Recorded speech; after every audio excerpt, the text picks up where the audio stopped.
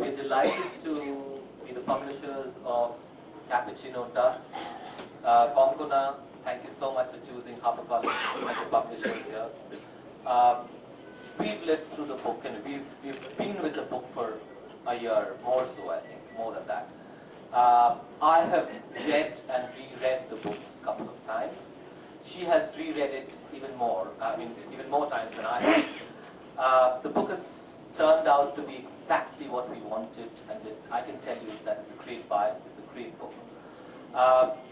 Konkona has this gift of narrating simple things, simple words, but beautifully told. As her editor, I sort of had great times discussing little nuggets within the stories,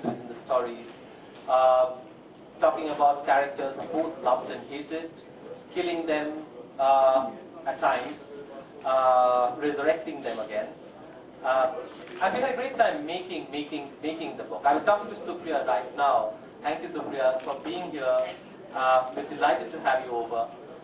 It's not very often that you see somebody from television and cinema coming to grace an occasion like, a book launch. Thank you so much. And I was just talking to her, and she said, and I said, making a book is sort of like making a film, and where Konkona is the director and the editor, and I mean I'm sort of very much in the background. Konkona, now I think I should just hand it over to you, and let's see.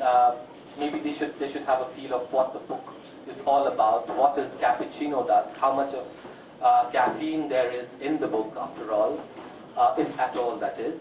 And what Cappuccino Dusk does to your own city, Bombay.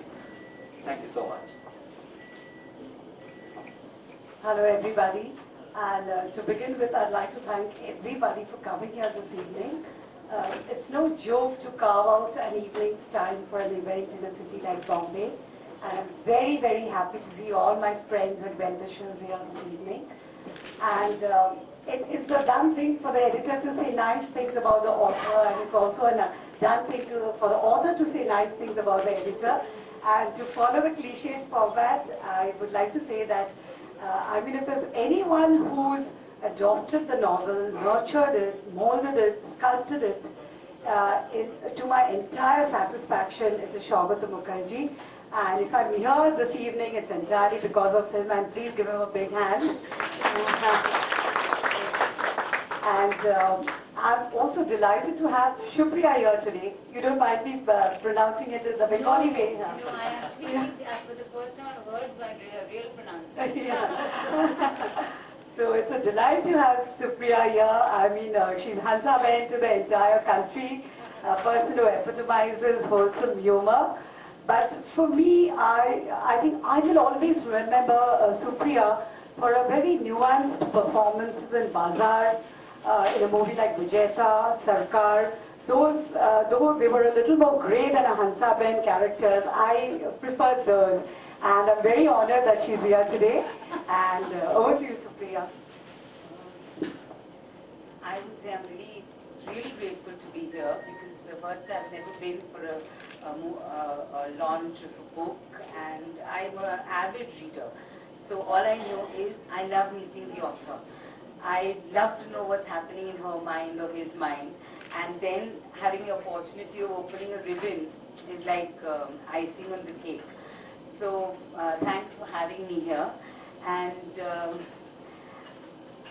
talking about the little thing I've read about this book, I'd really like to say I've read it very little, very sadly, so I wish I could have finished it before I came here. The kind of humor you've created is really lovely, because I love P.G. Wodehouse, which is another great favorite of mine, where I think he creates a world for me. And somewhere, I feel that today, when I opened the book and I started reading it, I laughed. So, which is a great thing, because I feel giving laughter and happiness to others whenever it's through whatever they do, whatever we can do, is much better than giving them all the sorrows and the crying and things that they anyway go through. So I think this book's going to be great for everybody who wants to read something which is going to create laughter and happiness in everybody's life. I don't know where you're taking it. I'd love to know how you started writing it and how did you come up with this name. That's really fantastic. Actually, I had a debut book of short stories out in 2004. And like it happens, somebody has a baby and the first thing people ask is, when are you having the next baby, even before the baby's name? So this is exactly what happened to me. People said, oh, when is the novel coming along? And I had no plans of writing a novel, but I think this question stayed on in my subconscious. And as I looked at lives of my friends and acquaintances, I stumbled upon moments of inspiration. And almost before I knew it, the characters had sprung up, taken shape, taken personality, and they were completely out of my grip, and the novel kind of wrote itself. And as for Cappuccino Dusk, people said you started with Vinegar Sunday and then went on to Cappuccino Dusk. So you're graduating in the liquid department from vinegar to cappuccino, and maybe the next will be Malt Monday or Whiskey and Soda Wednesday. But the reason I named it Cappuccino Dusk is because there's a bittersweet element to every story that's in this book. There are about 6 parallel stories happening.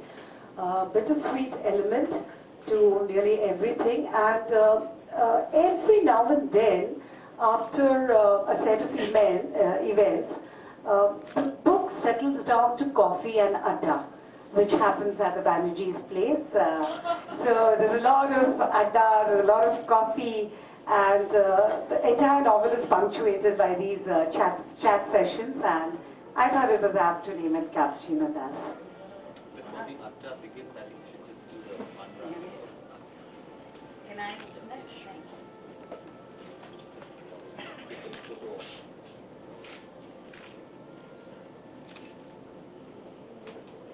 I like saving Facebook. So it's going to take a bit of time.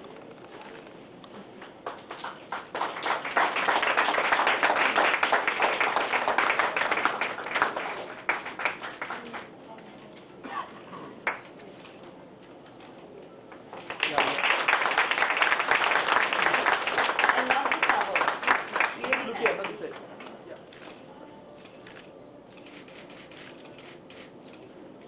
Thank you.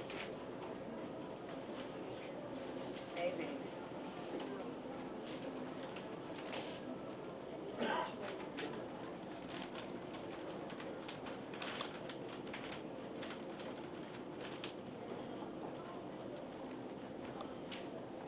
I'd like to read out a passage now, and like I said, there is a dark side and a light side to this book, and I would start with one of the grey passages.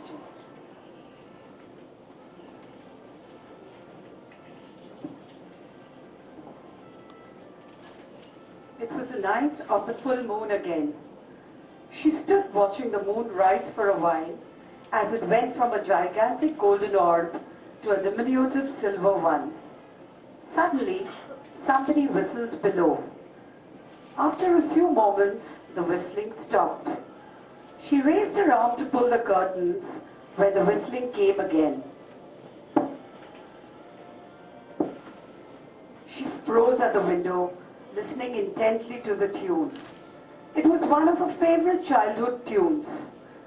Then again, there was silence. She sighed, feeling nostalgic, and got ready to get into bed. The whistling sounded again. Another one of her pet tunes. It stopped and then started. Yet another one of her best loved songs, and another, and another, and another. She clapped her hands to her ears, the hair on her skin prickling with fear. There was silence. She leaned out of the window. Was there anyone in the bushes below? There was no movement in the shadows. It was her imagination playing tricks on her, she thought frantically. Switching off